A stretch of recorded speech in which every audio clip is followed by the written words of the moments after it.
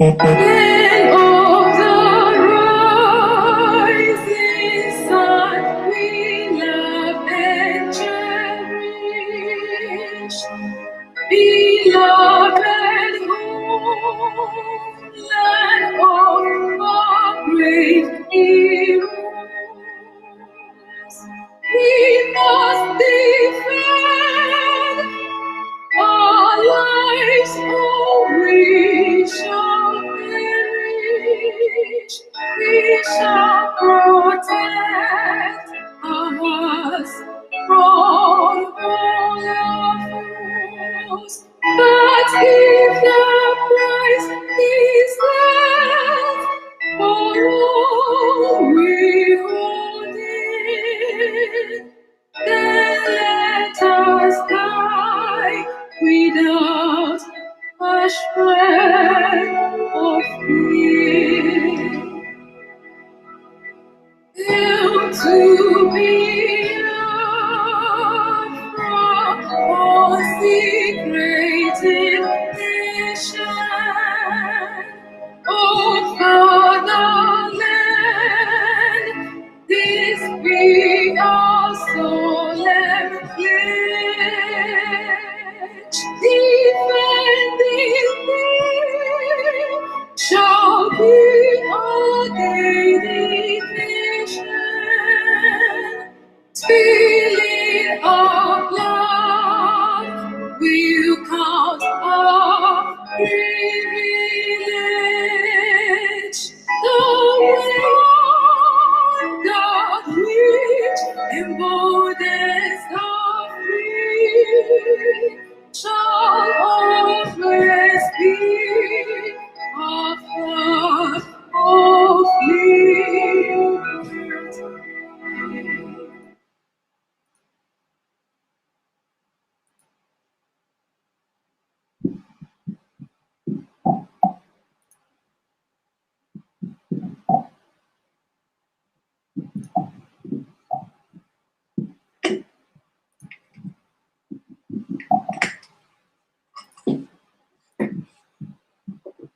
Right.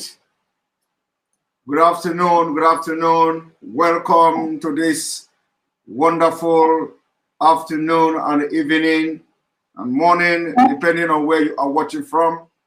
This is live and direct on Enter Biafra Channel 1, live and direct on YouTube, live and direct on Twitch, live and direct. Attention. IPOB, one family. This announcement goes for those outside of the USA wish to donate Eastern Security Network that is based in the United States. Because of the fees donors have to pay the bank when sending wires, we recommend that if you're sending less than $250, that you donate through the IPOB USA website. It's fast. It's simple and less expensive. Go to our website www.ipobusa.org/donate. That is www.ipobusa.org/donate and make your contribution. When it comes to keeping our people safe, every bit counts. After the security of our community is our responsibility. Let's make this together. Invite your friends. Let everyone come and listen. Yeah, Mr. Bella once again. Wisdom.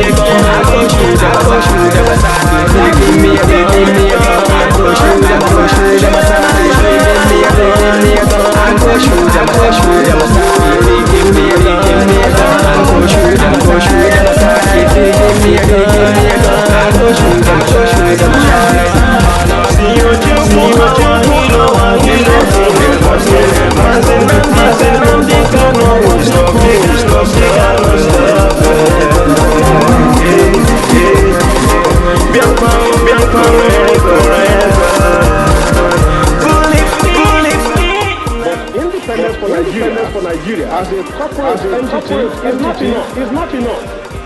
The peoples of Nigeria must at the same time be guaranteed their freedom. We must ensure that an independent Nigeria, people are citizens, proud, enjoying liberty, human and equality under the law. We have lived to the end. There must be one Nigeria, the guarantee of the constitution and one law for all. Let us therefore, servants, close our ears to the counsel of the Scripture, which says that we cannot this conference agree on a constitution.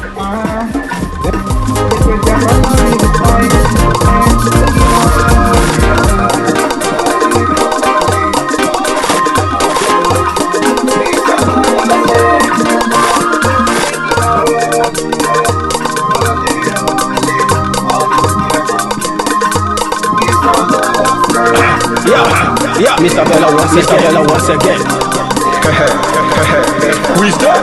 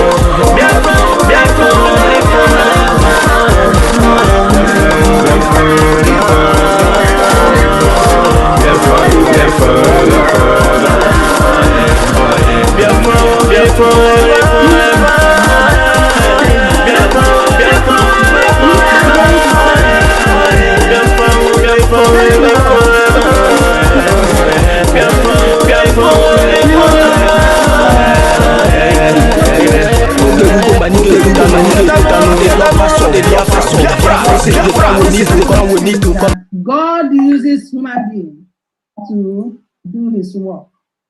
God used Jesus Christ to save us from our sin, and for us to be who we are, God has to use human beings. In the same way, God sent Nnamdi Kanu for this purpose, to save us from the dungeon, to save us from the doom that is facing our life. However, remember that in the Bible, at a certain stage in Jesus' life, he called out to his disciples and asked them, "Who does the people say I am? What do they call me?" He had a reason for asking that question. And they answered, some said you are Elijah, some said you are one prophet, some said you are this and that. He said, okay, how about you, the 12 disciples, the inner circle? Who do you say that I am? And Peter, who is the spokesman, said, you are the Christ, the Son of the living God. So today, my sisters who are here are going to tell us who Nnamdi Kanu is, so that we know the person who is in that is suffering today. We know. Nnamdi Kanu is a man sent by God. He, at this time, has set a precedent that black and white, old and young, can give testimony of whom Nnamdi Kanu is. Anybody who cannot give testimony about him does not want to say anything. We all know who he is today. And in order to start this off, to tell you that even children know who Nnamdi Kanu is. Even a 12-year-old is a testimony of who Nnamdi Kanu is. And if you don't mind, can we listen to his testimony and his wishes for our leader before we start off? The testimony of Ebube Charles Nwankwo, a 12 years old, about our leader.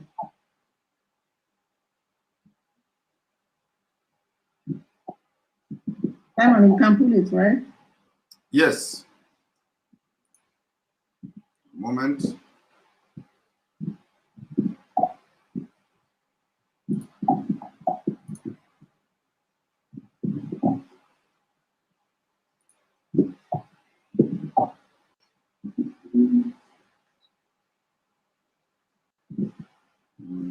Not yet. Let me.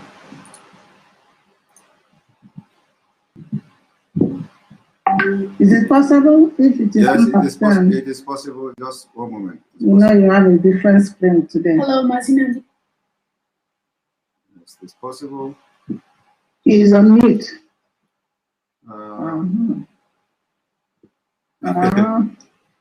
Don't worry, I'm going to manage. But you can hear me. Yeah, don't worry. I'll manage it. It is working out very fine. Don't worry. Okay. All right. So,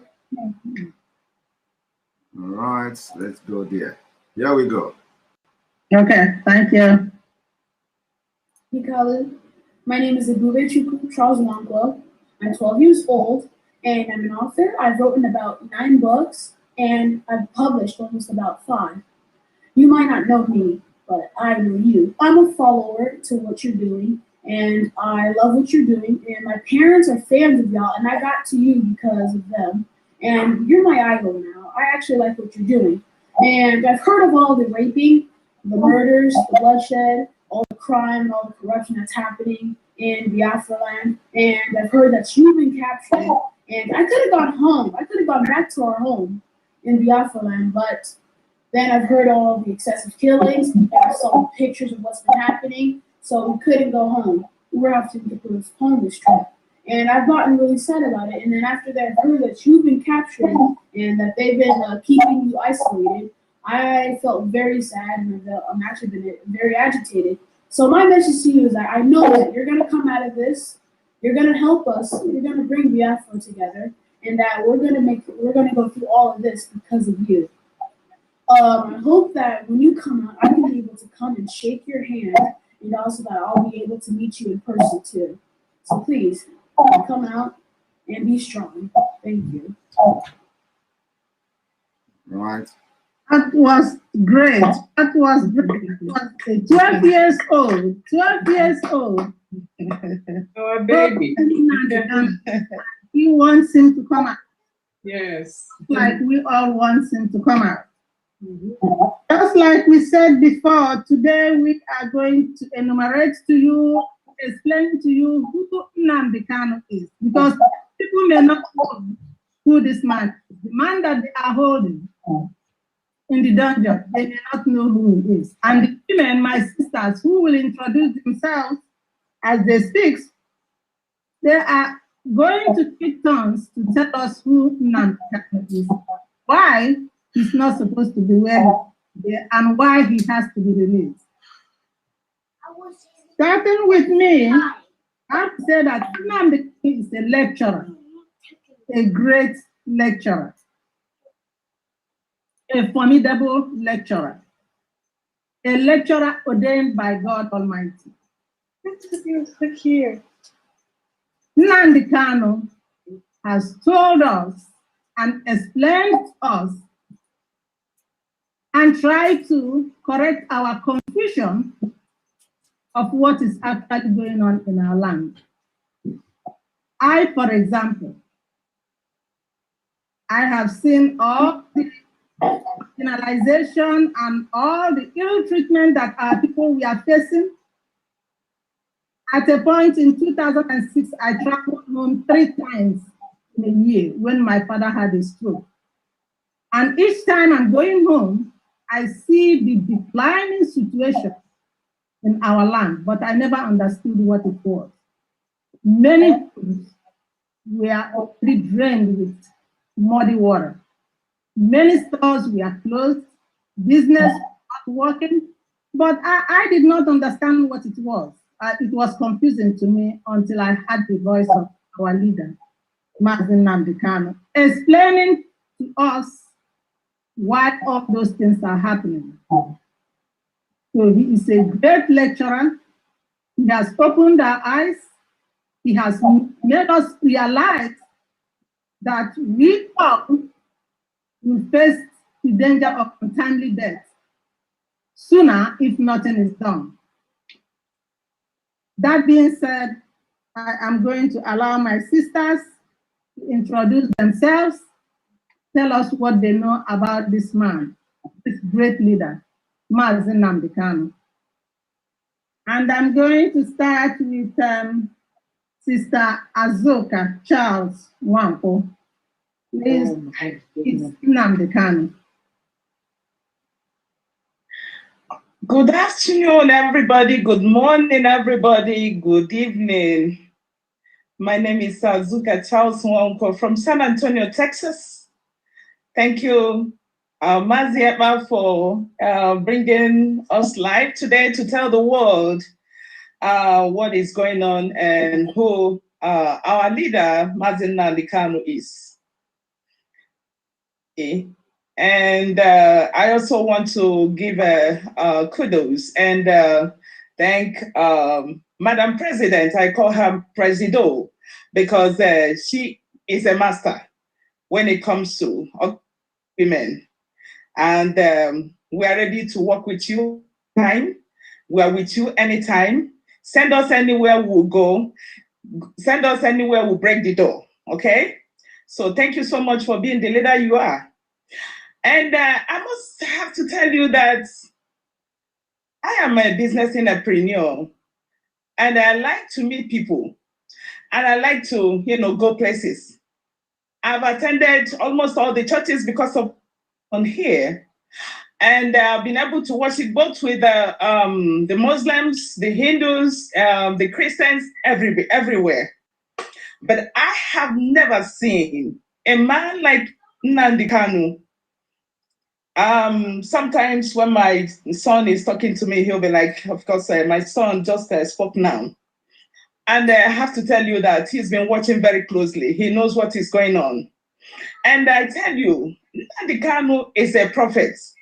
Because when you look at what is going on in Nigeria today, he has really predicted all of them. If you've been following him, okay, you cannot say that there is no iota of prediction that he has made on what is going to happen in Nigeria that has not happened. What do we need again? Do we need God from heaven? No, we have him here. When we talk about Elijah, Elijah is here with us. Okay? He's a teacher. He's a master. He's a philosopher. He's a lawyer. Sometimes my son used to ask me, is he a lawyer? I said, no. Is he a mathematician? No. But he has it all. He has it all. I say, yes, because he's brilliant. He will now tell me, oh, I want to be like him. I said, okay. So he has been able to conscientize the whole world. He has been able to even, make a coalition of, whatever that is happening, all the ethnic groups in Nigeria, been able to tell everybody what is going on in Nigeria. and what is going on in Africa as a whole. So what do we need again? This guy is a master. He's a philosopher.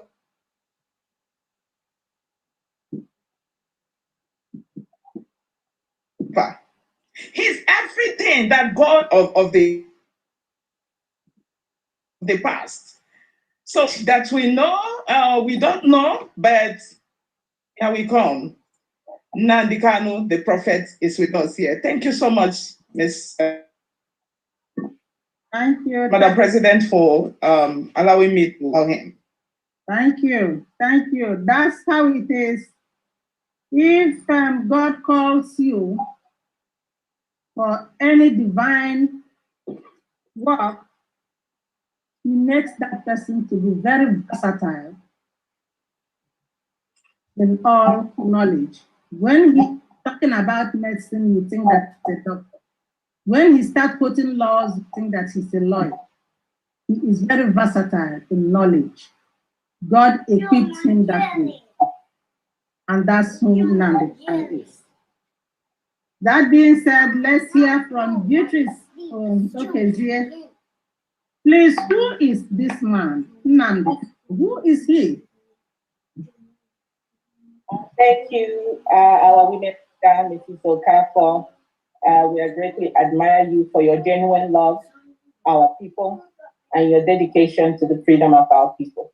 Thank you for this opportunity. Who is Nnamdi Kanu? Just like our leader, women leader has mentioned, our sister who spoke before me, I see problems in our nation, that in our land, that we couldn't explain. Until the coming of Nnamdi Kanu, can we actually internalize and see the problem for what it is? What is happening to us? Why are things the way they are? Why, in spite of all the human resources, the natural resources, and the intelligence that God has bestowed to Biafran people here, we're still impoverished? Until the coming of this man, he opened our eyes to let us know that things could actually be different.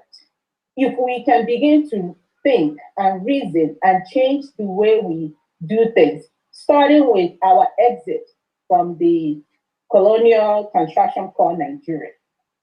So I owe a great gratitude to our leader, Mazi Nnamdi Kanu, for opening my eyes and allowing me to see what I needed to see and encouraging me to begin to put into action in order to correct it. I don't only see him as a liberation of Biafran people, I see him as a liberator of Black people, worldwide. I see him as a man who God has sent to restore Black people's dignity.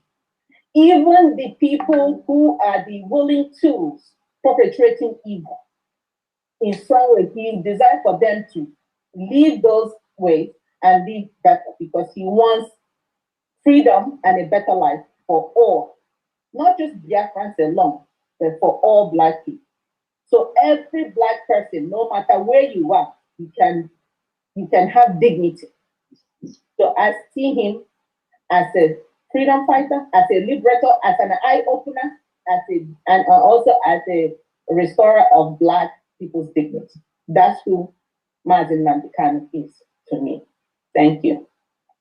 Thank you very much. Thank you.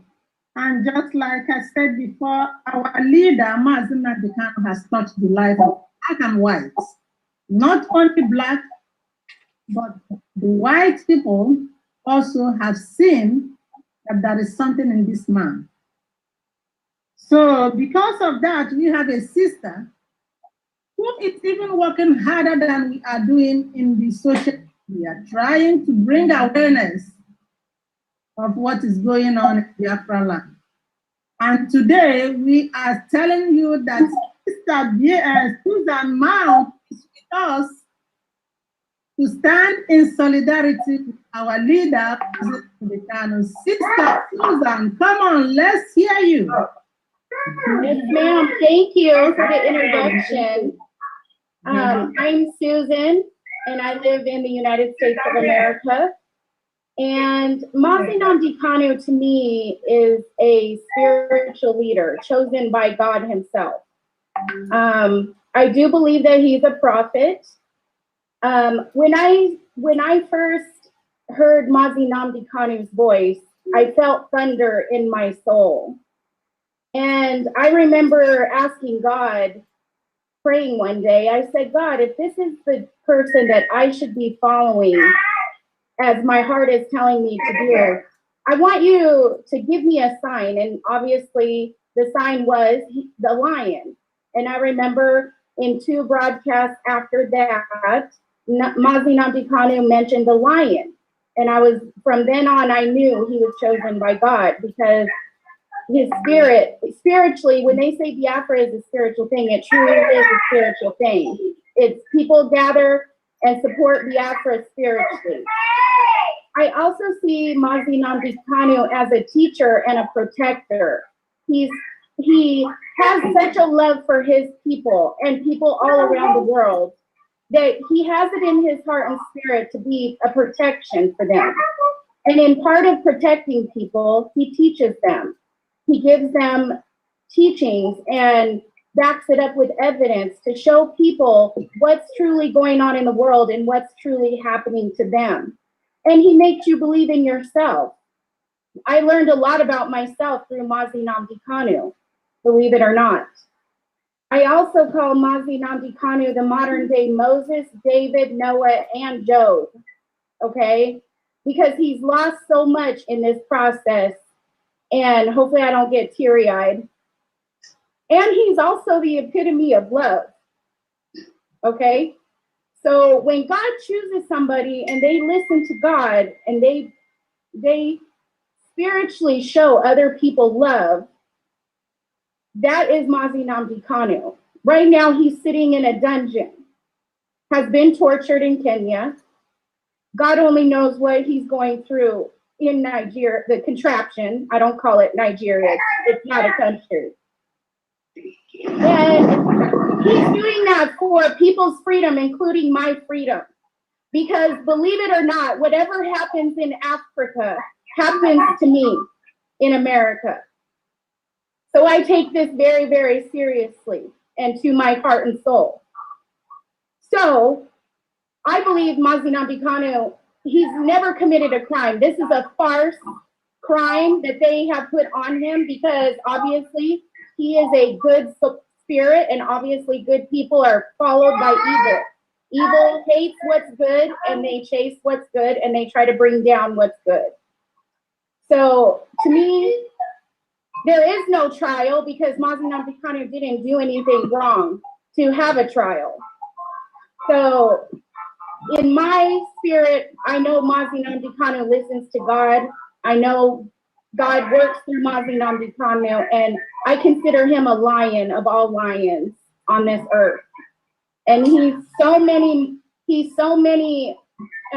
Moses, he's David, he's Noah, he's Job. And that's how I see Mazi Nnamdi Kanu. Thank you.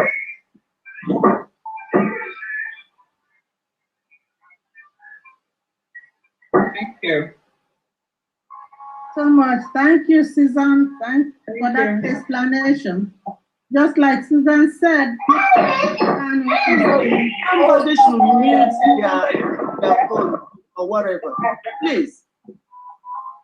Who is that person? Yes, Jordan, with glasses, mute yourself. You have children on the background. Just like our sister said, Mazi Nnamdi Kanu is the Moses of our time, and he has proven this to us. All the sacrifice that he has made. Look at him suffering today because of us.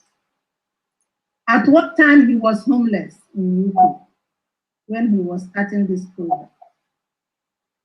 And today, even though he has a house, but he's in prison because of us. He has sacrificed so many things in his life, including his own parents. So we want the world to know who the Zoo government are holding today in captivity. That he did not do anything to deserve the situation that he is facing at this moment. So Based on that, we want them to listen. And that being said, we will leave our next sister, Ndidi Gemono, to tell us, who do you think Mazen Nnamdi Kanu is? Oh, hail Biafra. Hail Biafra. Thank you, Lady President and Mr. Ekpa and co-panelists. Like the President has said, my name is Ndidi Gemono. I'm here in Florida. I'm a Biafran woman. And the man, Mazen Nnamdi Kanu, the Ohamadi K1 of Biafrans, the lion of the tribe of the Biafrans. He is the voice of Biafrans. He is the voice of the voiceless, the Moses of our time, the man who saw tomorrow, the man who brought us out from mental illiteracy, mental enslavement, and created that awareness, because the greatest development you're going to have in life is human development.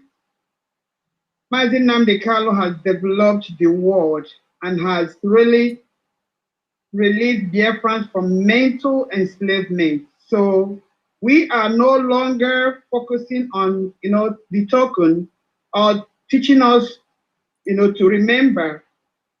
Mazen Nnamdi Kanu came to teach us to know, and we have known. Having said that, Mazen Nnamdi Kanu is a man that loves unconditionally, a man that I will call decency, a man I would say is true to the heart of God. When Mazen Nnamdi Kanu calls on God, I have goosebumps, because even that's why I tell people, even with him being incarcerated right now, he is a favored child. God knows this, and he is in perfect control. Nothing is going to happen to him because he did nothing. Mazen Nnamdi Kanu, if you want to know whom he is, go and ask an ordinary widow in the village. Go and ask an orphan in Biafra land. Go and ask those who have no voice, those who are voiceless in Biafra land. They are the people this man represents. And we are more than 80% of the population of Biafra. And that is whom Mazen Nnamdi Kanu represents. He represents truth, equity, justice, and fairness. And tell me why a man who converses for the freedom of his people, a man who converses for good living for the voiceless, a man who says, treat me like you treat others, should be held by people who are supposed to be behind the bars. Because if you ask me to say who is supposed to be under DSS dungeon torture, that should be Mr. Imposter Buhari. That should be those who are deceiving a whole 200 and something million population of this country called Nigeria, ruling us by, with an impostor ruling us, dictating for us. Meanwhile, the man we gave our mandate in 2015 has died a long time. And they want to kill the man who has come to speak the truth, that this is what is going on. You people are the ones that are supposed to be behind bars, because Nnamdi Kanu did nothing but to speak the truth. And the Bible said, kill the person who speaks the truth. You can't do anything to anybody who says the truth, because the angels are encompassing and surrounding the person. So my question to Nigerian government is this: including the Attorney General of the Federal Republic of Nigeria. Between you guys and Nnamdi Kanu, who is supposed to be behind the bar, who is deceiving Nigerians and who is teaching the Nigerians the right way? We have come to know. In the past, we were, crowded with frustrations, but now we have known better. Between us now, we know who is telling us the truth. Mazi Nnamdi Kanu is the man who speaks the truth. He speaks it the way it is. He makes no apologies for it. Because my people, they say the kingdom of God has suffered violence and children of God have to take it by force. Mazi Nnamdi Kanu has realized that we do not speak the truth. We don't know the truth. And he came and spoke it in the most crude and raw way, and it sunk into everybody's head. And that is the problem Nigeria has today, that a man came and opened the canker worm and let the world know the corruption that is going on in that country. If there is anybody that is going to go behind the bar, it should be the people, the 1% ruling class, the corrupt political class, and the world knows this. Britain knows this. America knows this, that the government of Nigeria is absolutely corrupt. And they know this. So why would Nnamdi Kanu be held responsible for telling the world that we are being ruled by an imposter, we are being deceived, we are being marginalized, we need quality life, we need to be like human, we have right, to have a dignified living. That is the message that man preached. And they said, kill him because he said the truth. Remember, if I will quote what FMK said the other day, Panikayo, they said that you can hold, truth for a while, but not for too long. You can use your ammunition or whatever and torture people, but remember that people, the number matters. You can suppress them from but not for too long. So Nnamdi Kanu did nothing and does not deserve what he's going through. And I urge whoever that is listening today, Nigerian government, the world, whoever that loves freedom, we, the Biafran women, are solidly behind Nnamdi Kanu. And we are telling you guys that he did nothing but to advocate for good living for his people.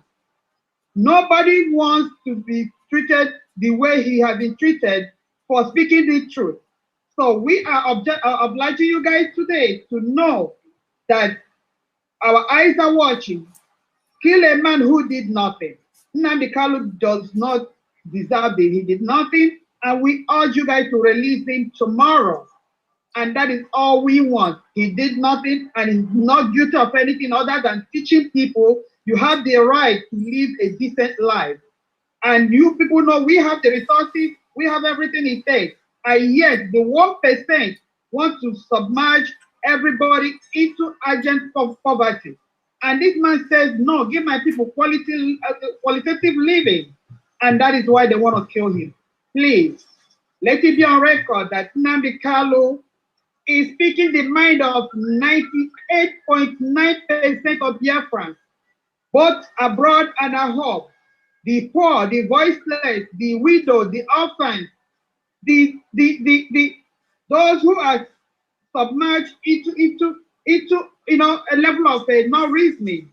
Those whose mental degradation has really brought them to 0.0. That's the people Mazi Nnamdi Kanu is representing. And we join hands today to tell the world that release our leader, give us referendum. All we want is right to live like every other person. Thank you. Thank you so much. Thank you. Thank you, my sister. I hope the world is hearing us. Our leader did not do anything wrong. Based on what you have heard, some of our sisters have said, you can see that this is an innocent man that is being held against his wish, against the wish of his loved one. And we would like to hear more from our other sister, Christiana Duru. Please let us know who Mazi Nnamdi Kanu is.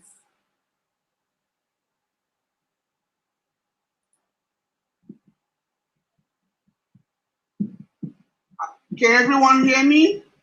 Yes, we can. Okay. Good afternoon, good evening, good morning to everyone from wherever you're listening from. Thank you very much, Mr. Simeon Iba, for hosting us and putting us on this platform today. And also Mrs. Bridget Okafor, our president, who has fought tireless to make sure this organization goes on and to make sure we do the needful. I salute you, Ms. Okafor. Nnamdi Kanu, the most intriguing thing to me about Nnamdi Kanu is the year of his birth. Mazi Nnamdi Kanu was born in 1967 at the heat of the Nigerian Civil War. He wasn't even there. He didn't know what was going on. He was still in his mother's belly when the wars broke out. After the war in 1970, which means he would be like 2 years old, every meaningful Igbo person will have psychological damage. Everybody was scared to say, I'm a Biafran. It went on. It went on for a long time for anybody to say, hey, I am a Biafran, I'm an Igbo. Our money was taken from us. They had abandoned property decree where your houses were confiscated. If you had $1 million in the account, you will only be given on $20 in compensation. That went on for a little bit. And then the slogan came out, no victor and no vanquish. Okay? The Igbo rallied around and started building. Yet, people were still scared to mention Biafra. 52 years now when the Biafran war has ended. It was Mazi Nnamdi Kanu who brought Biafra to the forefront of the world. Now everybody is proud to say, I am a Biafran.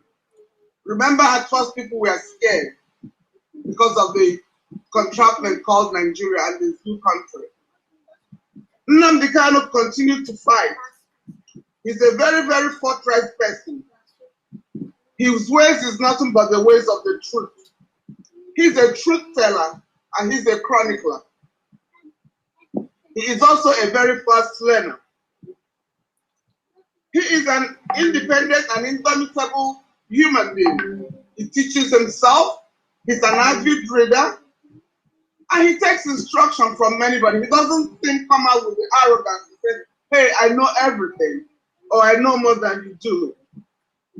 On one of the occasions where one of my family members had direct contact with him, they met face to face. He listened to every single advice he was given. He wasn't argumentative. He wasn't into say, oh, well, you were wrong or you're right. He listened to everything. He took notes. That in itself tells me the quality he has. He has all it takes to be a leader. And he has led. And he has led very, very well. Nnamdi Kanu today is the most popular individual in the entire world. Take it or leave it. Now everybody knows about Nnamdi Kanu. His ways, his words is worldwide. Mazi Nnamdi Kanu, after the Nigerian Civil War, the contraptment called Nigeria, he came up himself as a man and said, hey, I'm going to liberate my people. People finish university, they finish secondary school, 200 million people, no job. According to the United Nations Census, Biafra is the third largest in diaspora after China and India. It's not something to be proud of. Our men and women are all over the world. You check it out. Go to any American hospital here. There will be at least 50 people who are Biafran medical doctor. I'm not even mentioning nurses. Talk about other technology or other places of employment. The Igbos are everywhere. We are here not because of our own willing, because of what the Zoo country has done to us. That notwithstanding, now they're killing us, destroying the farmlands. People have no food to eat. Hunger has come back again, full blown. Life is insecure. There's insecurity everywhere. A quarter of a mile, there is a checkpoint. Money is being extorted. People are raped, maimed, killed. We have no voice. Nnamdi Kanu came up and said, no, I am your voice. I don't need money. I don't need anything, but I want my people to be free. So I end up now by saying this little prayer to Mazi Nnamdi Kanu. Is Joshua chapter 1, verse 9. I have not commanded you to be weak. Be strong and courageous. Do not be frightened, and you do not be dismayed, for the Lord your God is with you wherever you are.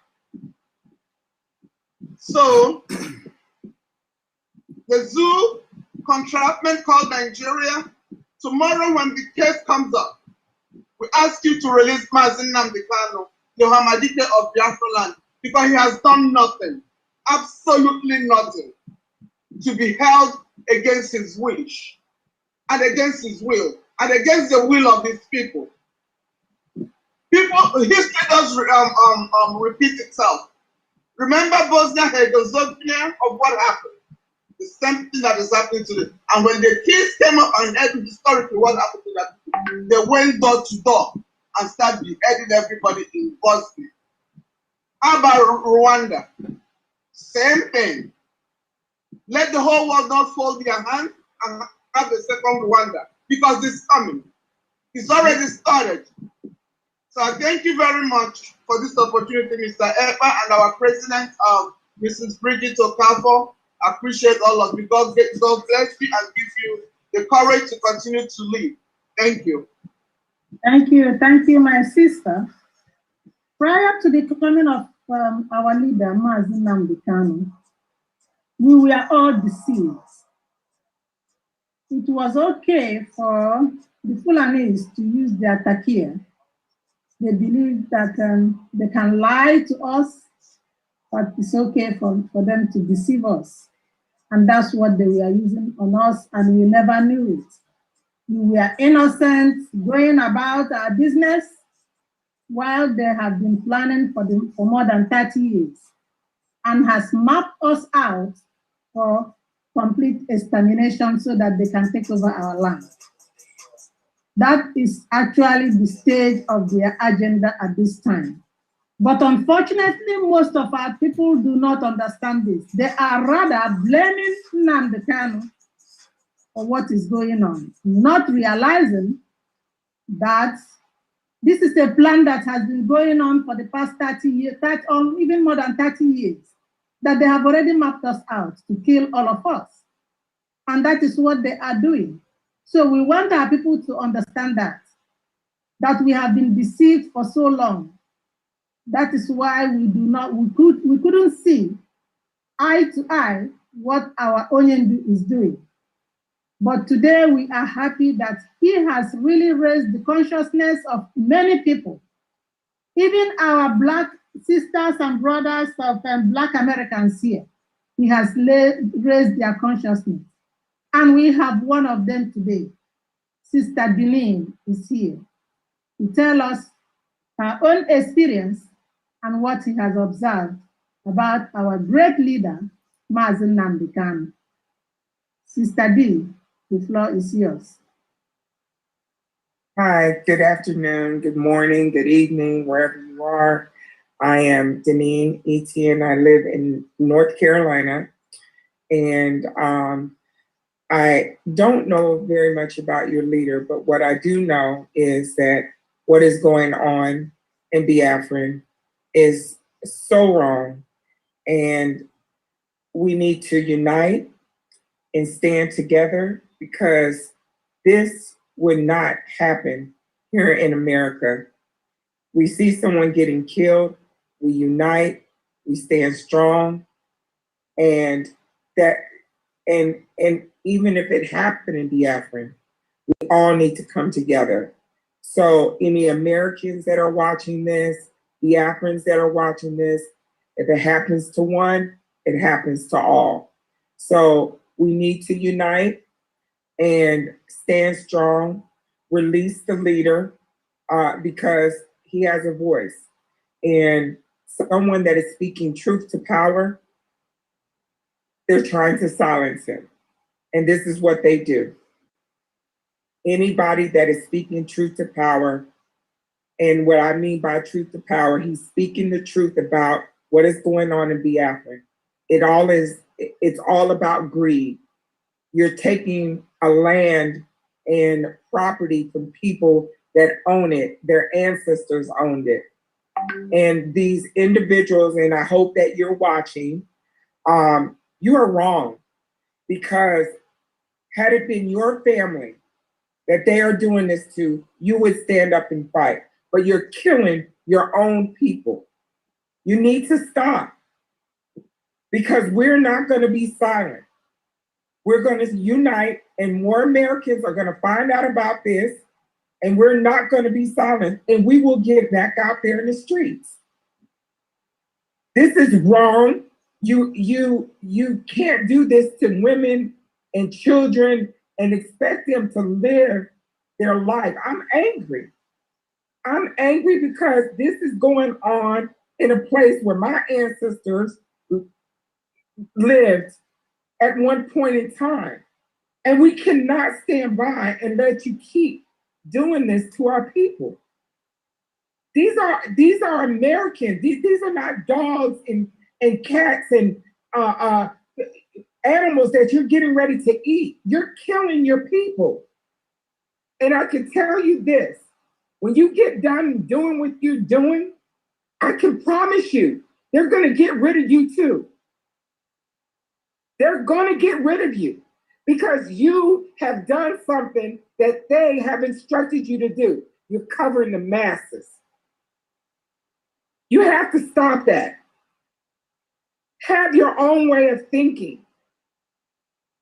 If you have a conscience, if you have a heart, have your own way of thinking.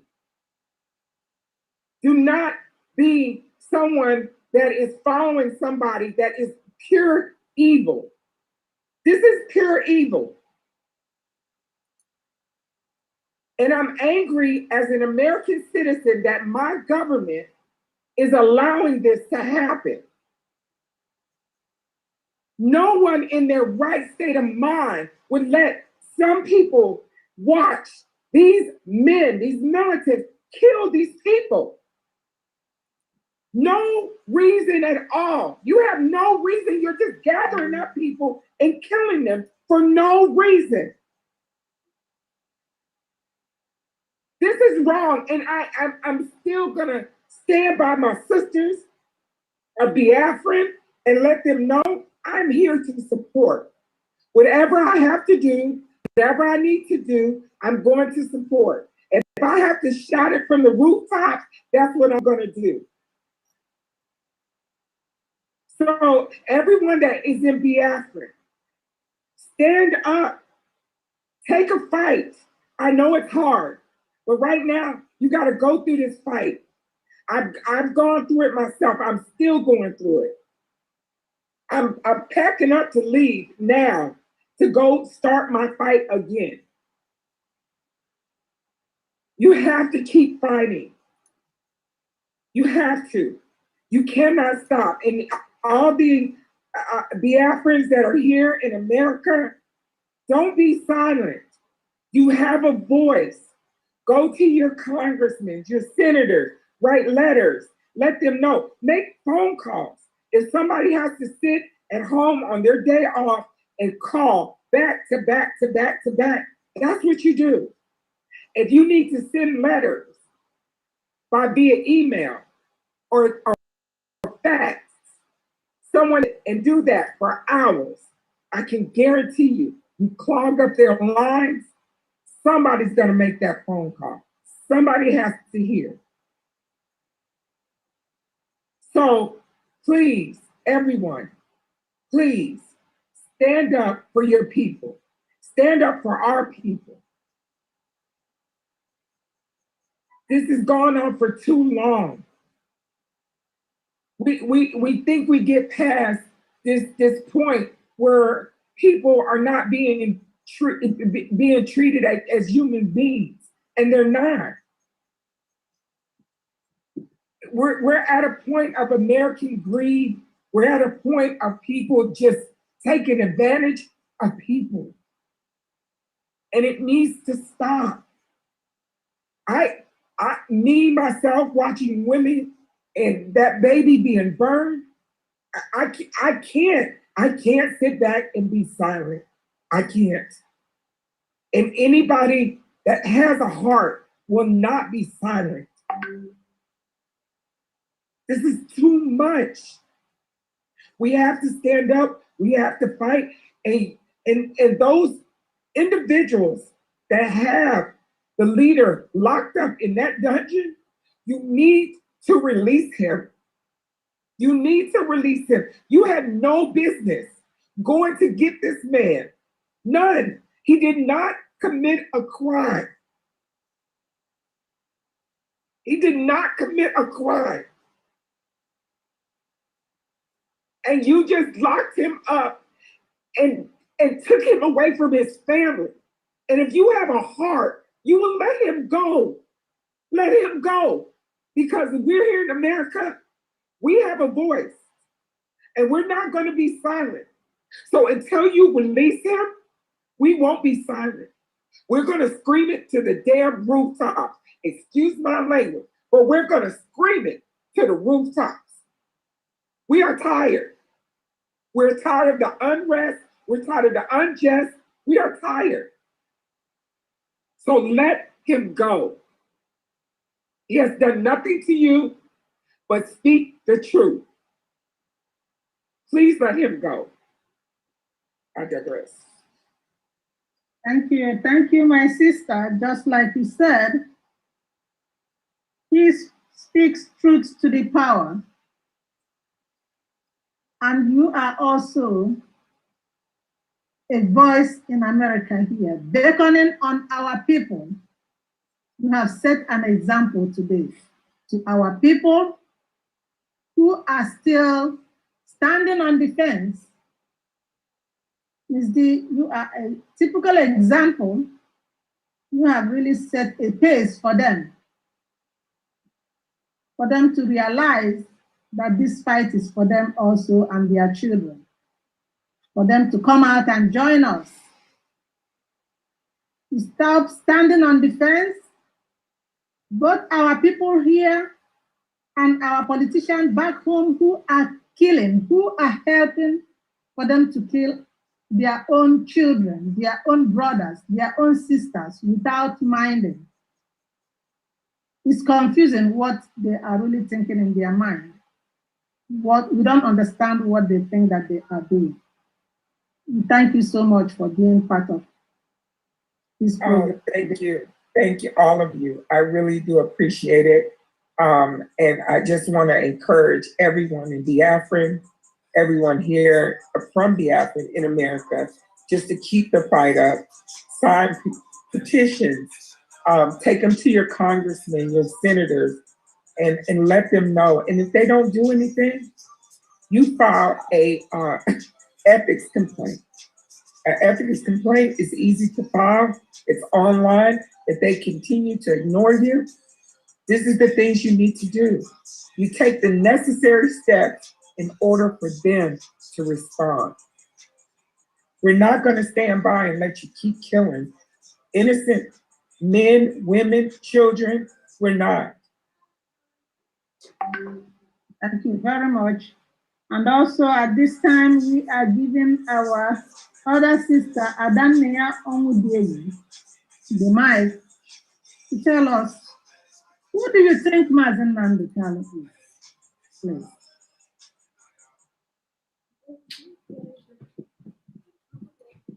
Sister Adania, is she here? Unmute yourself. Yes. Hello, my sisters. IPOB Women USA. I thank you for this opportunity. We thank Simon Ekpa for giving us this platform. All my sisters that have spoken very, very well. They have said most of everything. But what I need to add is Mazi Nnamdi Kanu is a one man in the whole world. He has opened everybody's eye. He has everybody all over the world. He has raised people in millions to follow him by one man. That's wonderful. Not many people can do that. So he has done nothing. He hasn't committed no crime. People are following him. Oh, look at all the protests, not all over the world. Britain, Germany, they're all protesting to let him go. And they're speaking what their mind, they had learned from him. All he did was to speak the truth, to be honest with you. The truth hurts, and he knows how to give it to you. He doesn't care who you are or who, no favors, he just says the truth, and that's all he does. So he has spoken for all of us, and we do appreciate it. So we're coming back to respond to him to say they need to release him. He didn't do anything wrong. Please. He didn't do nothing wrong. Release him now, release him, please. Thank you, Madam Bridget. Thank you very much. The world has had you. Truth hurts. The Fulanese, the Nigerian government, we understand that the truth that our leader is saying is hurting your spirit. But you know that he's saying the truth. You know what he's saying is the truth. And we are praying that God Almighty will touch your spirit and let you understand that he is not supposed to be where you are keeping him today. And at this point, we are calling on Miss Rosemary Williams. Who do you think Mazi Nnamdi Kanu is?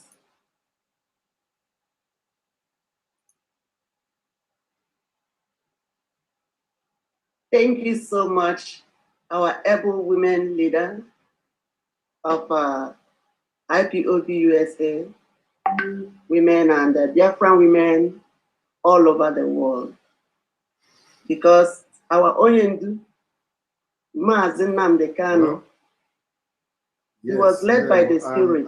I'm having a program with the women. When he looked left, right, back and forth, and he said, the woman to lead the women group is no other person other than Mrs. Bridget. No, I don't know who sent the message, so that's why I didn't We respect you, and we honor everything that you've been doing. So I normalize to women, IPOB women. Make sure that our Biafra is restored.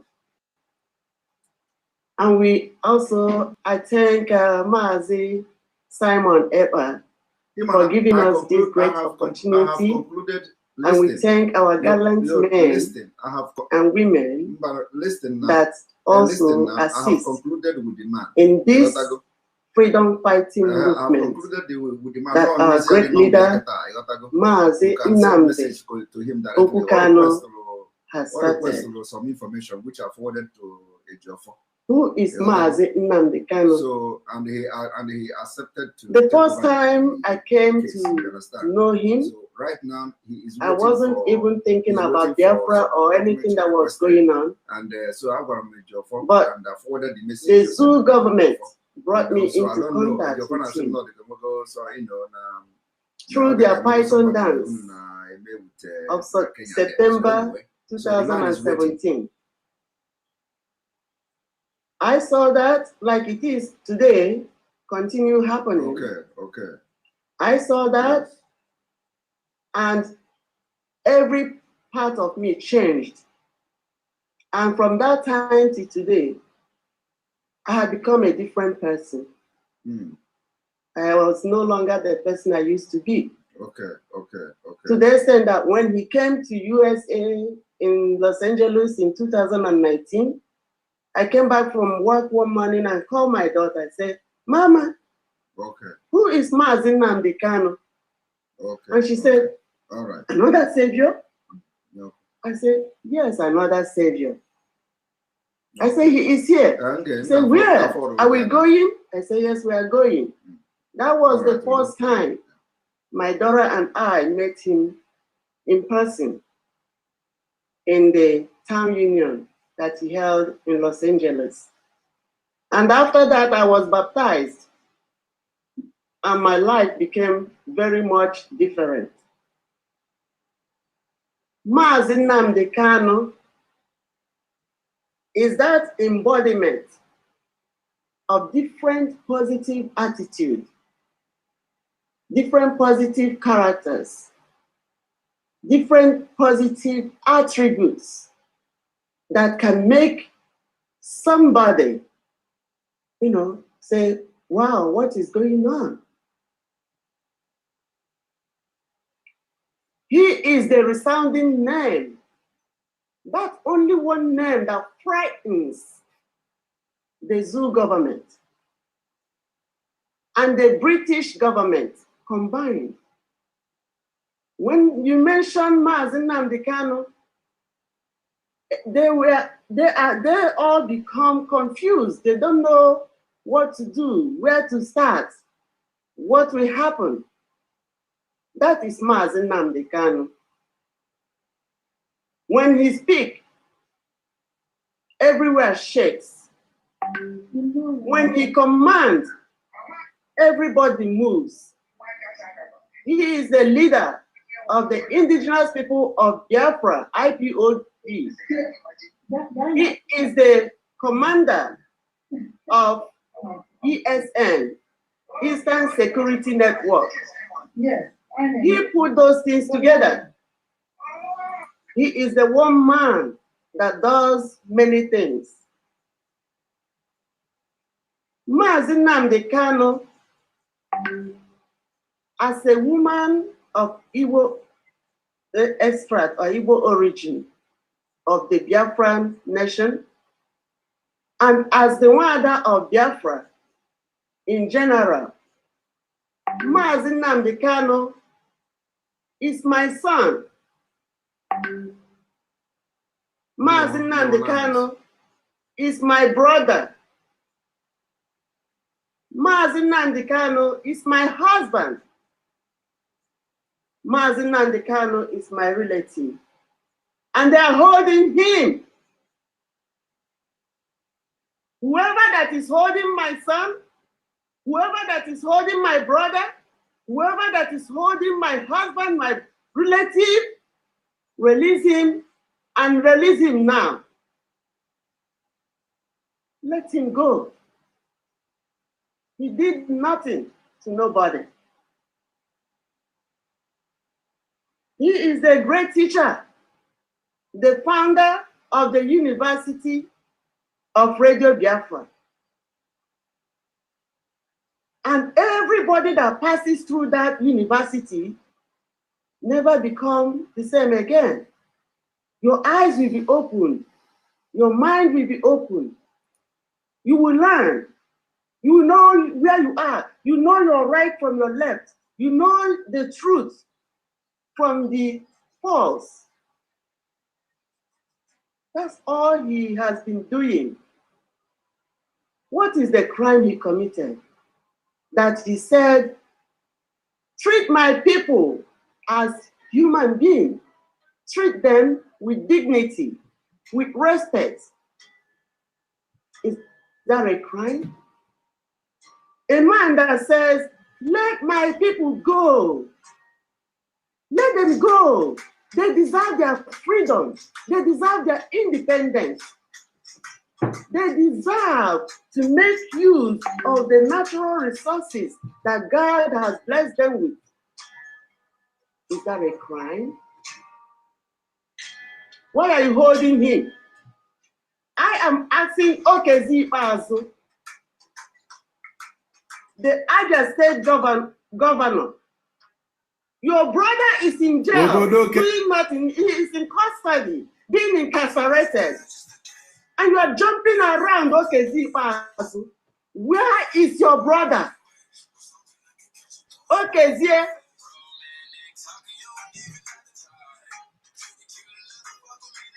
Oh, Am I talking of Orji Uzor Kanu? You have become a slave to your caliphate, and you have been planning and plotting of how to destroy our leader. It will never be well with you. I call on Ifeanyi Ugwuanyi, Willie Obiano, Dave Umahi, Wike Newsom, all of you that have plotted from the one to destroy our leader. Your destructions are on the way because the God Almighty, Chukwu Okike Abiama, is watching. He will not let you do that. And our leader will be coming out tomorrow, the 26th of July, to court. We say every solidarity should be given to him from the land of the Biafra, the Holy Land. Whatever you have to do tomorrow to make sure that he get that solidarity that he needed, do it. And we are doing it from here too. We are here this afternoon in American time because we are showing our own solidarity with him.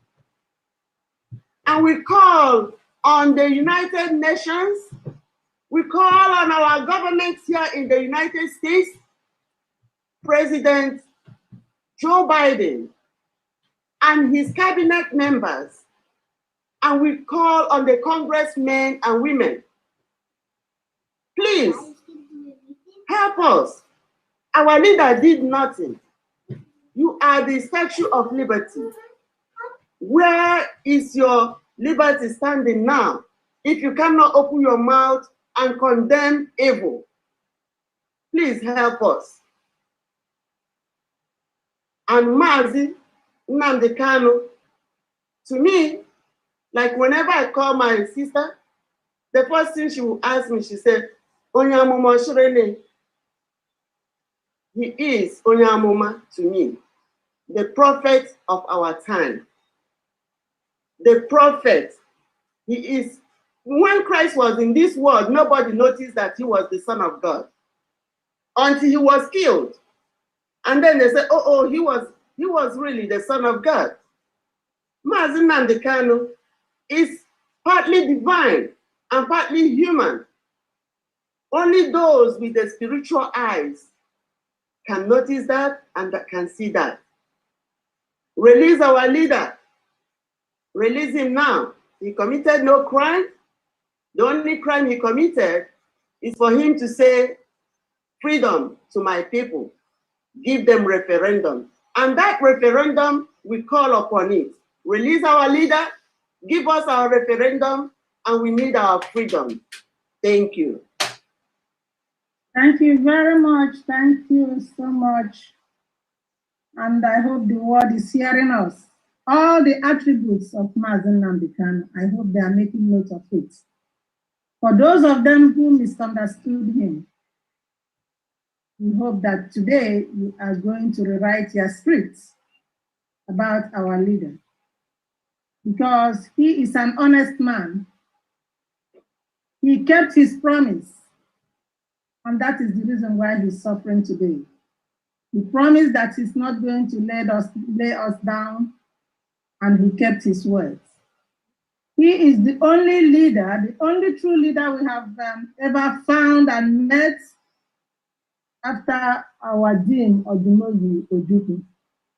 He has kept his promise. And that being said, let us hear for our other sister, Blessing John. Blessing, please let us know. I want you to tell the world who Nnamdi Kanu is. He is not the man that is causing the mayhem. He is not the man that is making them to slaughter people. He told us that they are coming. He kept on saying it in his broadcast. They are coming, they are coming. He warned us against all that is going on now, that is going to happen. And that is why he wants us to get prepared. So we want that script to be rewritten today. Tomorrow, when everybody goes to that court, for them to say, no, this is an honest man, release him. Blessing, you have the floor, please.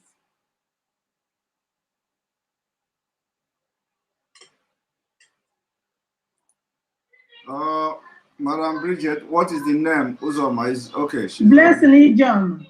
Ijoma. She's here as Anthony Legros. Anthony Legros. Okay.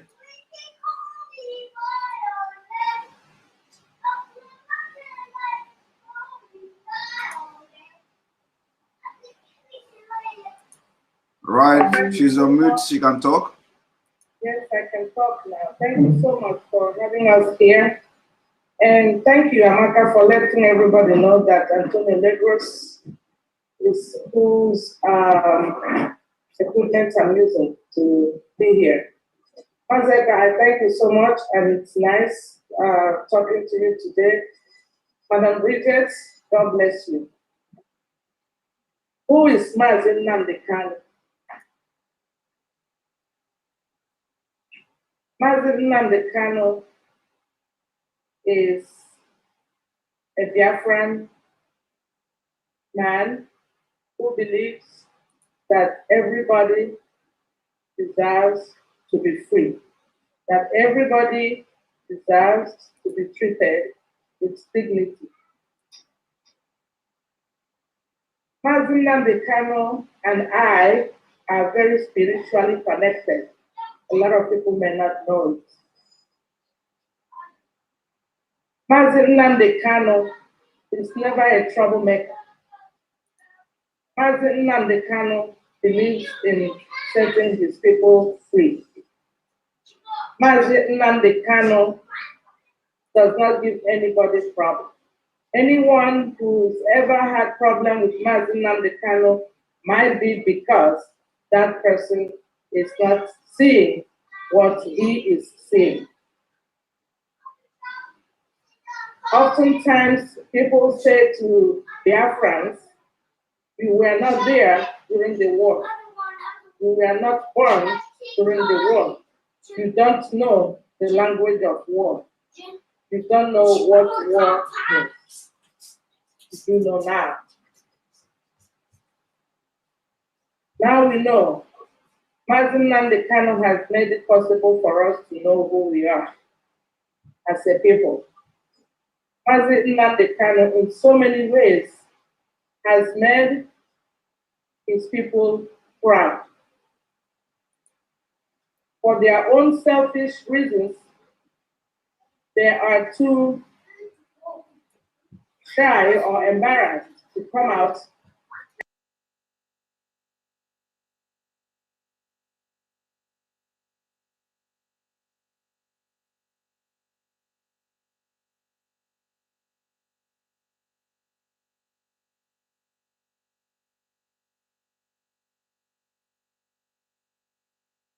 through a tremendous, difficult time. Nnamdi Kanu wasn't born then. I was a toddler during the war, and what happened then, I cannot begin to say it now because today it's not about me. It's about Mazi Nnamdi Kanu. And what I experienced, he has experienced worse. And who is talking about that? Nobody? Seriously? Really? Nobody is talking about it? We are talking about it. That is what we are here to talk about, who Mazi Nnamdi Kanu is. Mazi Nnamdi Kanu was arrested or abducted or kidnapped or extraordinary rendition, whatever term the world uses. What I call it is kidnapping. That is the only language that I understand about what happened. I went to fight when he was being abducted. He said, no, leave them. This has to happen for Biafra to come. All this must happen for Biafra to come. Leave them alone.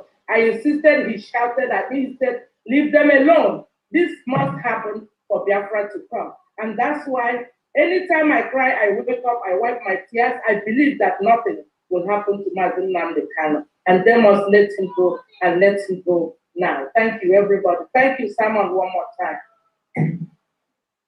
Thank you, my sister. And the last person we reserved it for the last, because the women group said that when she speaks like a lawyer. And this is no other but Helen Nwafor. Helen, can you tell the world who Mazi Nnamdi Kanu is, please?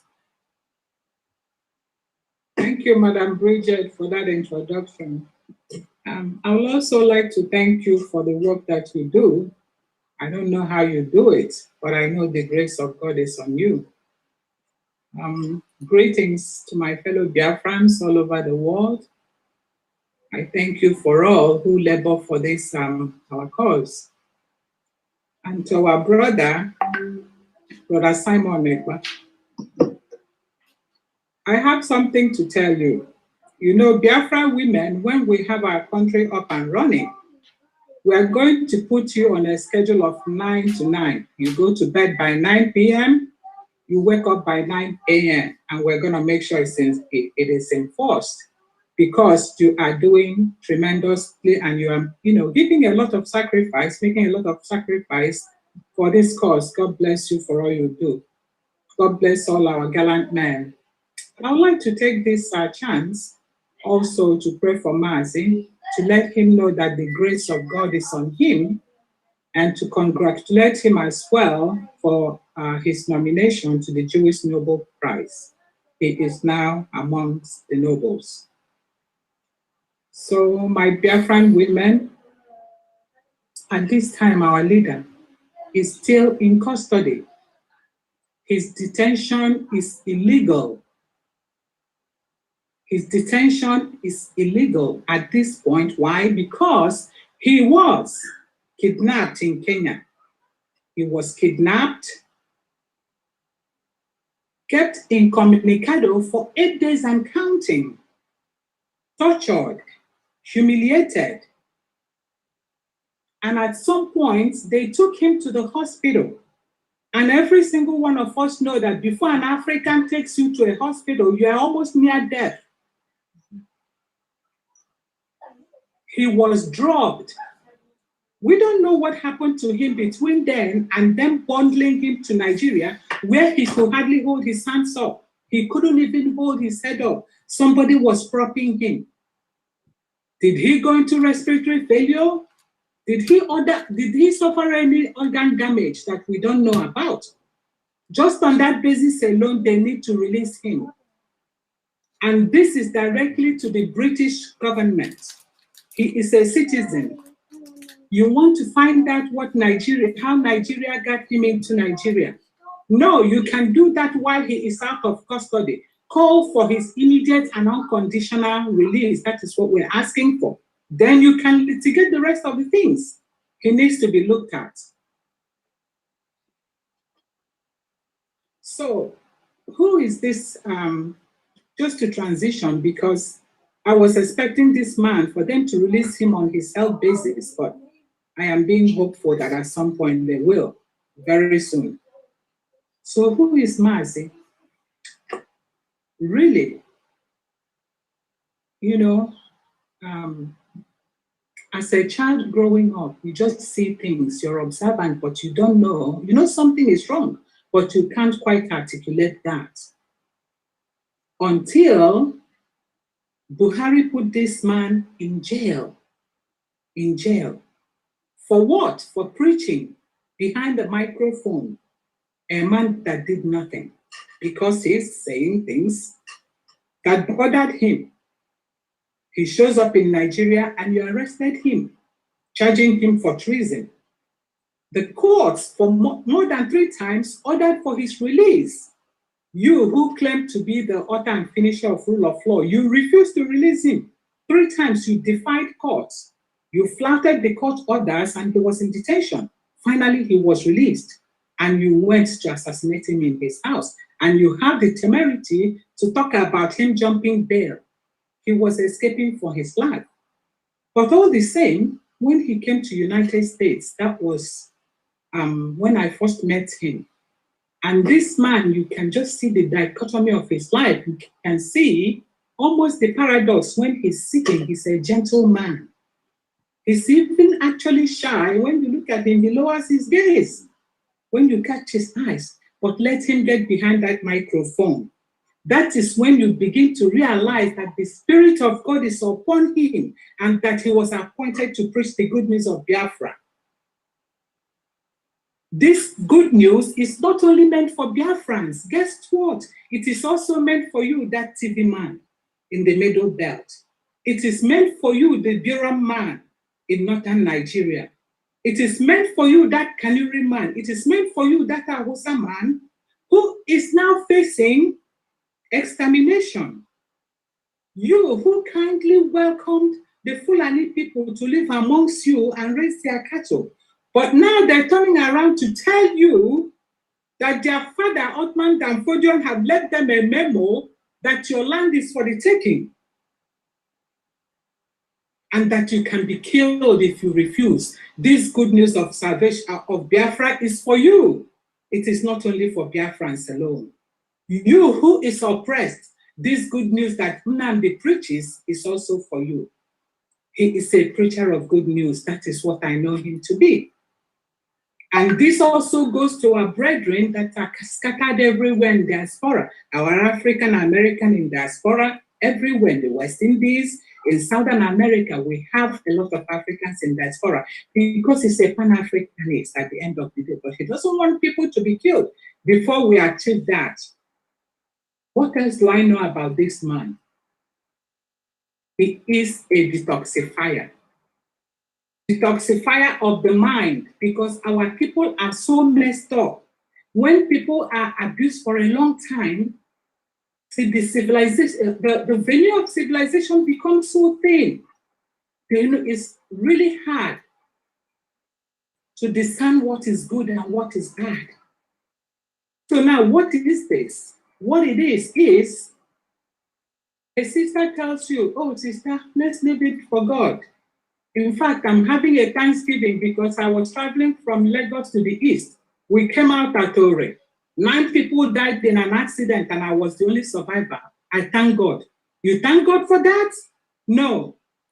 Mazi Nnamdi came to tell you that your ineptitude, your passivity is stopping you from holding people you elected into offices responsible for not building that road that is costing lives. For not having in place emergency medical services to buy people time to get treated, for not building that hospital, for not building that trauma center, a country that has a lot of oil wealth. They don't have this infrastructure in place. He is awakening you that this is not normal. God did not do anything for you. How about those other 9 people that died? He is waking you up to detoxify your mind. And guess what? Those that call themselves, he calls them intellectuals in our land. Because you have engineers, you have architects, you have this person, they blow very eloquent Queen's English, but you don't have running water. You don't have electricity. You have electrical engineer. What are you doing then? Wake up. Wake up. That is what he is all about. He is detoxifying you, even though they're kicking and screaming. Anyone in the health field here knows what the process of detoxification is. It is hard. It is hard. People actually get sick. The body is rejecting poison, and it's hard on the person. They can even lose their life. They want to latch on to the toxin that they know, but they're coming around. They know he has the truth. That is who he is to me. He is a detoxifier of the mind of his people and everyone else. Because now we're getting things from outside people. They're being emboldened to stand up for themselves. The people who claim to have brought them a superior form of Islam do not even allow them to hold Jummah prayers in their own land. They are waking up. and they are embracing this gospel that Mazi is preaching. What else is he? Of course, he is an embodiment of who we are. He is an embodiment of love. One of our sisters have mentioned that a little bit. So what is the opposite of love? Fear. That is why they are so heavy-handed when they are dealing with him, who invariably is you and me.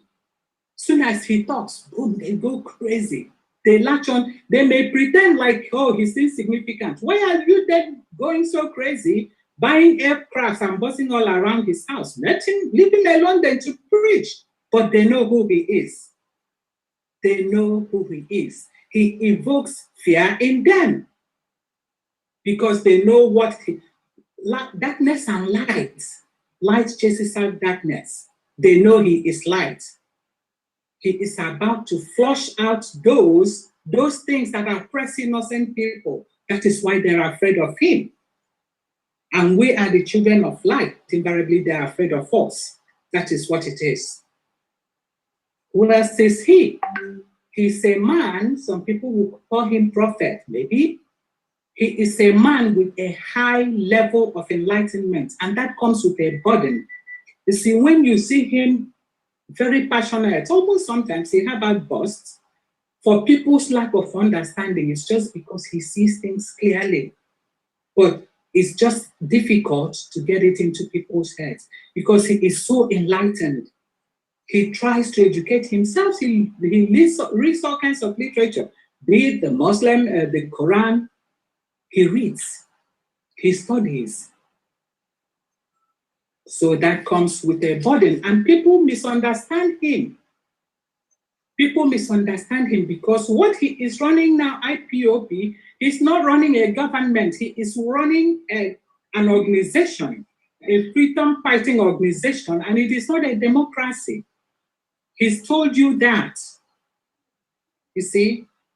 So some of his commands, it is almost like a military command, an autocratic command, because he is trying to move a large number of people at the same time. Because if you have mutiny, you can lose the war.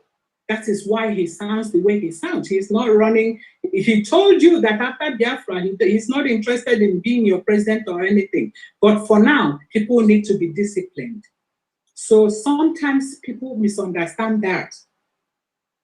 And he has a high level of magnanimity. He is kind.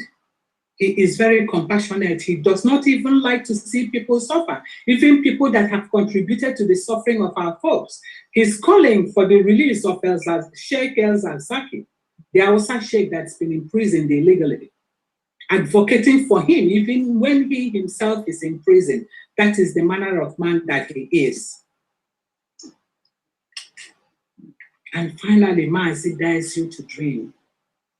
Dares you to dream of a liberated homeland, what it will be to just close your eyes and see a ship sailing from southern Atlantic through the Gulf of Guinea about to dock on the shores of Biafra land, bearing Biafra flagship. He dares you to dream about that. When our children no longer attempt to travel to Europe and we pick up their dead bodies in Sahara Desert, trying to cross into Libya, or drown in the Mediterranean Sea, that pregnant young girl. No longer will our daughters offer themselves up to sexual deviance in Europe just to eke out a living. It pains him. He talks about these things. That is who he is. I mean, if we are going to talk about him, it can last all day. I do remember when I first met Sister Bridget in New York, she said something to me, goes, you know, he can go all day like this. As soon as Mazi gets behind the microphone, if you don't stop him. Yes, that is a man that the Spirit of God is behind him. The Spirit of God is behind him. I'm going to rest. God bless you. God bless our people, Biafra. God bless you, sisters, for all you do. Thank you. Thank you. Thank you very much. I told you we saved him for the last. Yes, sir. I've heard all that he said. And the world has had us, and they know very well that a man who is doing all this for his people is not illegal. He knows there is a reason why he is who he is, and there is a reason why he is on that microphone saying the truth. And we are here with our patron, who is one of our gallant men and who is always behind us, making sure that we get whatever we want to make us successful. And this is no other than Father Augustine Ademewa. He is here to give us a word about Ndu. Father, the mic is yours. Thank you, my dear women. For many reasons, I've listened all through this while very actively. First of all, thank you for giving me this opportunity to be part of your mission. And thank you for insisting that you cannot be silenced. And thank you for calling a spade at a crucial moment when some of our men are playing politics and with not some, the key word is some, that you women have come out to fight for what you understand to be for the good of our people. So I just want to thank you for this wonderful opportunity you have created, and I thank Master Simon Eba for the wonderful work he has been doing.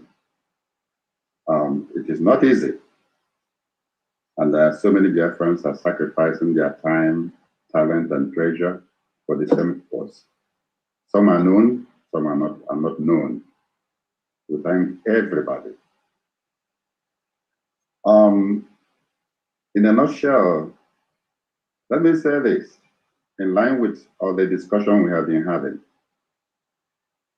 that it is said that leaders emerge out of necessity, and great leaders emerge out of grave necessities. Mazi Nnamdi Kanu, we know him too well. We have all referred to him as a leader, and which is what he is, a great leader, because he emerged at a very critical point in our people's lives. I keep saying it. Biafra is not about political autonomy or political party. Biafra is not even about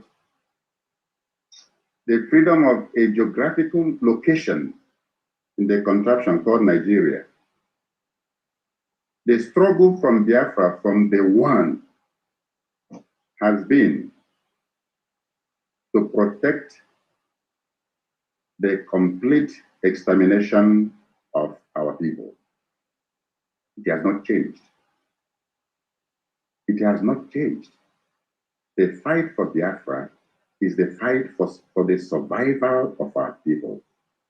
And by extension, the freedom of Black race in the world. And still further, the freedom of everybody. Because when you are holding somebody captive, you're also captive.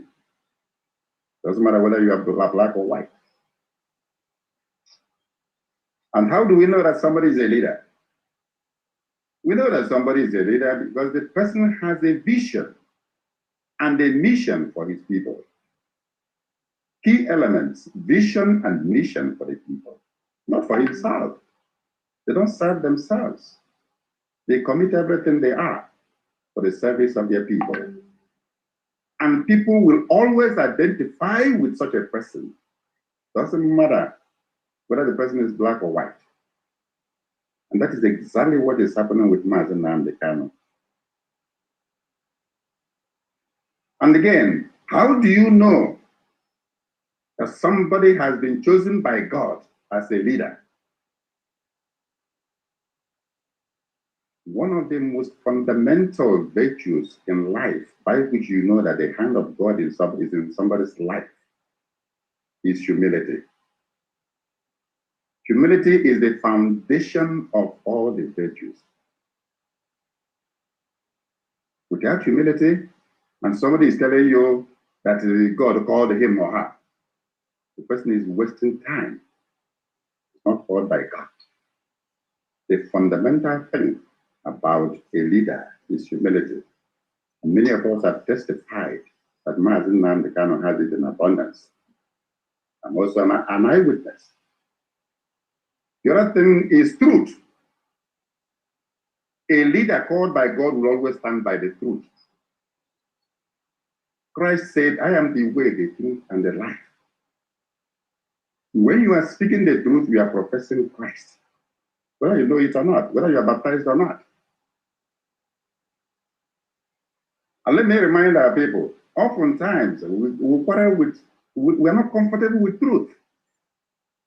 That's why one of the philosophers said, the truth sounds like hate for those who hate truth. If you hate truth, it will always sound like hatred to you. But if you are open to truth, even if your enemy is telling you the truth, you will know that he's telling you the truth. You may not accept it instantly, but when you go home at your sober moment, you will realize that there was some truth, even though this man is an avid enemy of mine. What he told me is an honest truth, because the person is open to truth. Our people, because of our coexistence in that contraction called Nigeria, have been so much traumatized by lies and deceit, like some of us have mentioned. And so we're finding it difficult to decipher truth from hate when they are coming from somebody.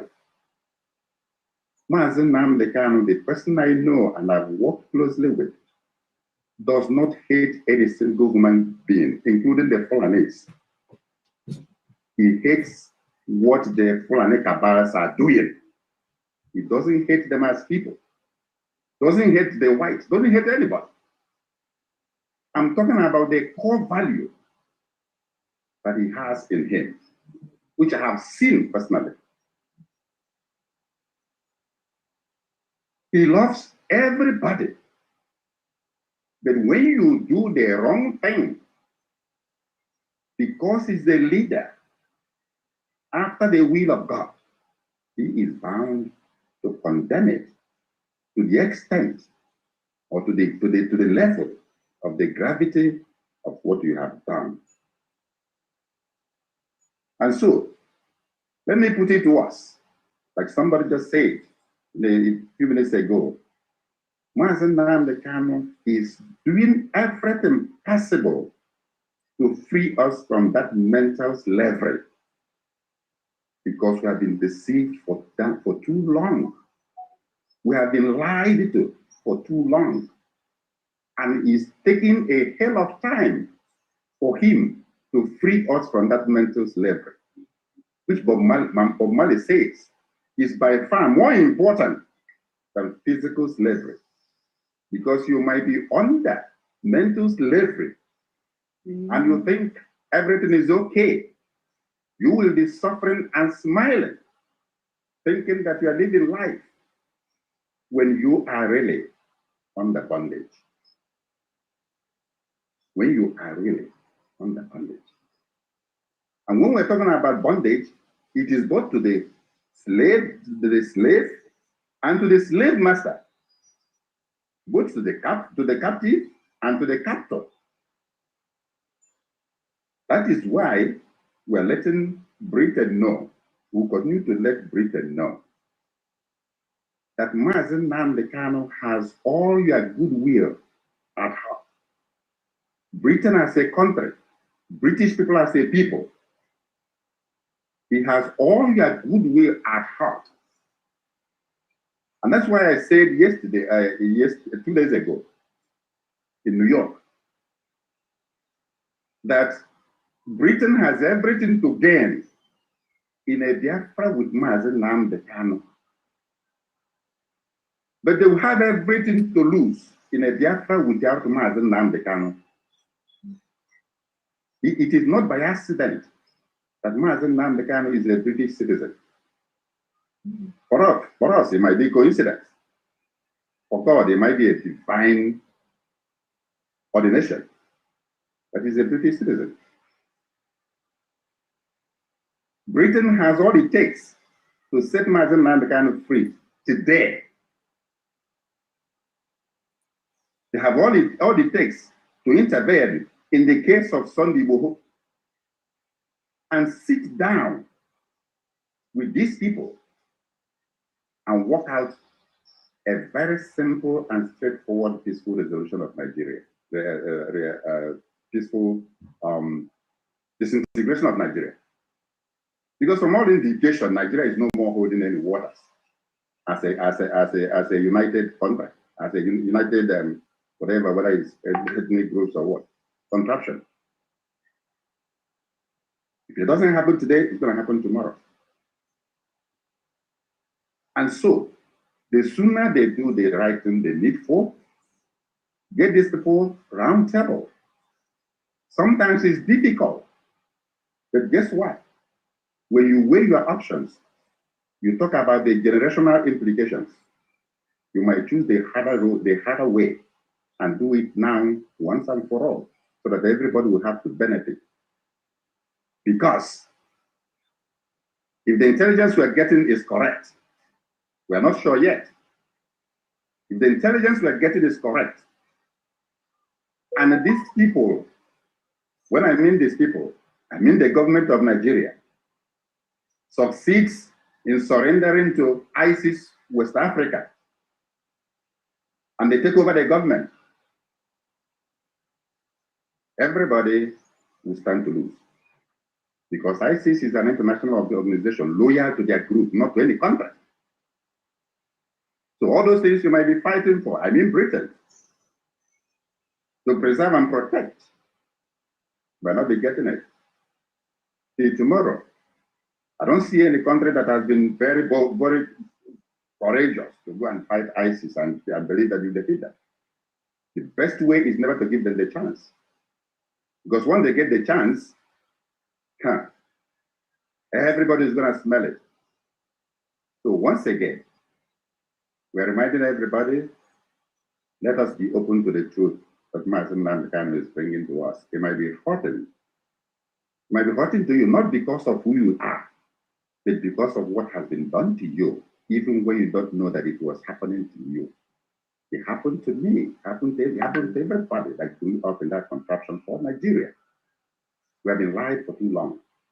And so when we hear the truth, we feel very uncomfortable. Let us overcome it. It is called mental slavery. And we're going to be free from it. With this latest development, the extraordinary rendition of Mazen Nnamdi Kanu from Kenya to Nigeria and held in captivity, many people are realizing what Mazen Nnamdi Kanu means to them as we speak. A lot of people are getting converted. They're beginning to understand who he is. And we pray and continue to pray that many more of us will come to that realization, and then we pull ourselves together like Ms. B, the African-American lady with us, mentioned. This is something we have to fight with one mind and one heart.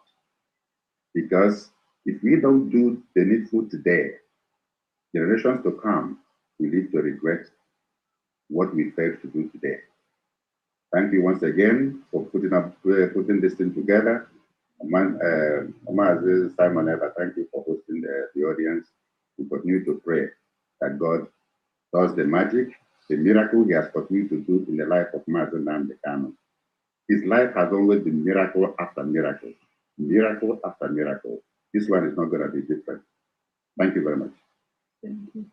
Thank you. Thank you. I told you it's our patron. Thank you, Father. We have had it all. One outstanding, did I call it phrase here is comfortable with truth. I think what is going on with the Fulanis and the Nigerian government is that they are not comfortable with the truth at all. They are not. And the one truth that they are not comfortable with is the fact that Nigeria is not one. If Nigeria is one, why is it always said one Nigeria? Every country is called by their name and that's it. Yeah. Kenya is Kenya. Kenya, their co-host is Kenya. Ghana is Ghana. America is America. Canada is Canada. Why do we have to ascribe one, a prefix of one in front of Nigeria? It's because we know that we are not one. This is a fact, this is a truth. This is the true fact, and this is what they want to force to state, but it's not staying.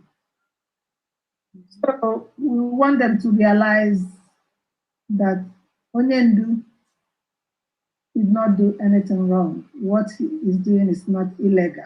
And they know this for sure. They know very well.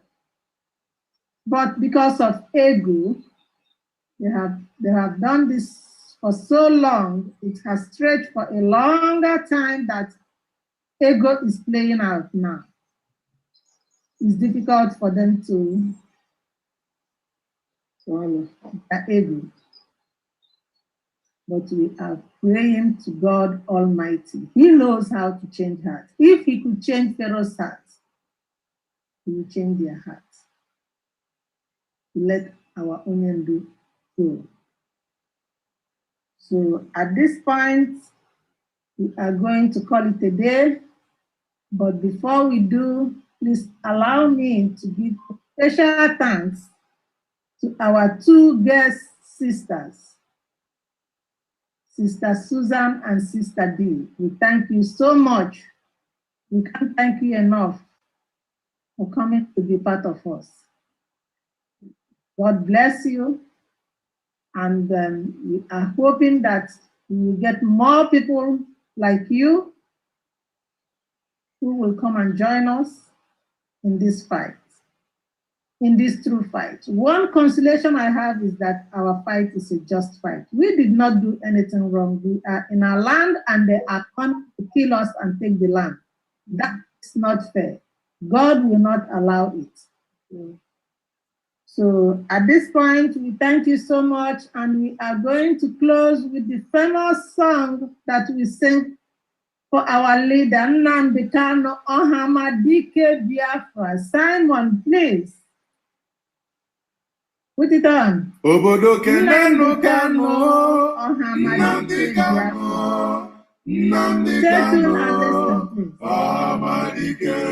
Kani Kenebenu Kanu Nnamdi Kanu Nnamdi Kanu Ohamadike. Ohamadike Biafra. Nnamdi Kanu Nnamdi Kanu Ohamadike. Ika Bugondi Loyo Nnamdi Kanu Nnamdi Kanu Ohamadike.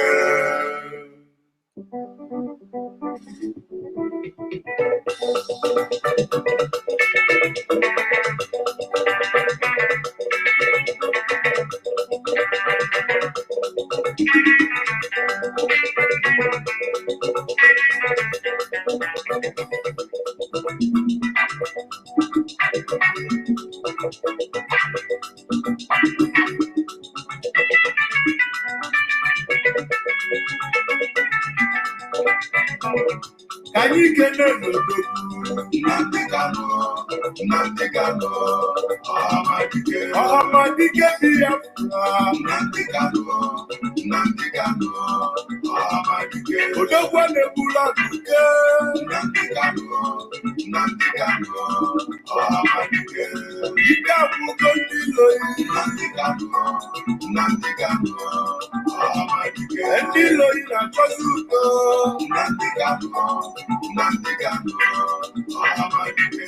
Mana oge ezugbo, Nnamdi Kanu, Nnamdi Kanu, Ọhamadike. Ụmụ Biafra Ghana, Nnamdi Kanu, anyị Nnamdi Kanu, Ọhamadike.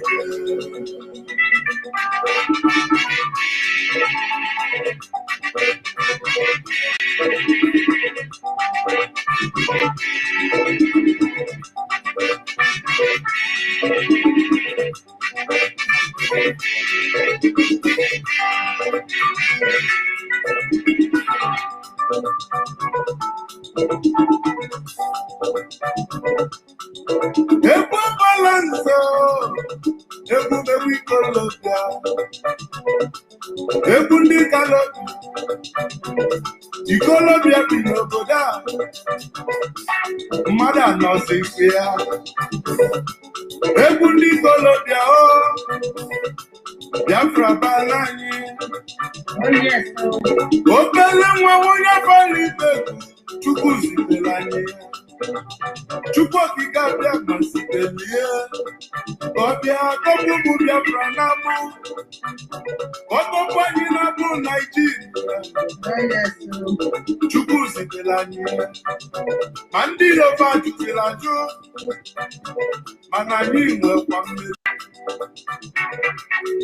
Bapụrụ obere nwa na 2015 ụbọchị enyanwụ, anyị wee kpebe ife dị n'ime ya.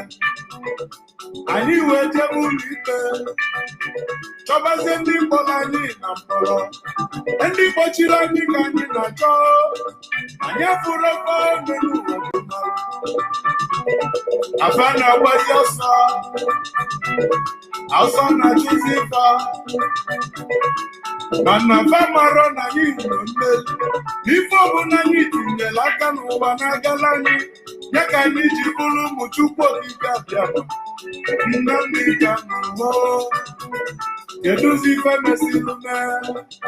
Odogwu na-egbula abụgo abatago, obodobo nwa onye abara ike, abala eze na akpọ ya n'ikara anya. Ife mena ihe na-enu ụwa gị bili, ị ga-adị ndụ n'elu ụwa bụ Biafra. His Majesty onye ọrụ mgbanemu na-ekwu, atụọ m afọ na nene ị ga-afụ ife ọma. APC na anyị ga-enwere onwe anyị, wee bulie n'isi ọma ga-abụ nke iyi. Ngwanụ kenenu Kanu, Nnamdi Kanu, Nnamdi Kanu, Ọhamadike Biafra, Nnamdi Kanu, Nnamdi Kanu, Ọhamadike. Abala sele kupu n'iyi, Nnamdi Kanu, Nnamdi Kanu, Ọhamadike. Eze ntete nkonyi n'okwuchi, Nnamdi Kanu, Nnamdi Kanu, Ọhamadike. Iti babala ni ọwọlu mpuse, Nnamdi Kanu, maka Nnamdi Kanu, Ọhamadike. Ife dị na ihe olukwa mụ, Nnamdi Kanu, Nnamdi Kanu, Ọhamadike. Deputy Director, Nnamdi Kanu, Nnamdi Kanu, Ọhamadike. Uche Mafone Kenemi, Nnamdi Kanu, Nnamdi Kanu, Ọhamadike. Ọhamadike Biafra, Nnamdi Kanu, Nnamdi Kanu, Ọhamadike. Thank you. Right. Thank you, thank you, thank you. Thank you, Simon. Thank you for the time. We so much appreciate you, my brother. So at this time, we can go offline, and our sister Susan has the word for us. Please stay tuned.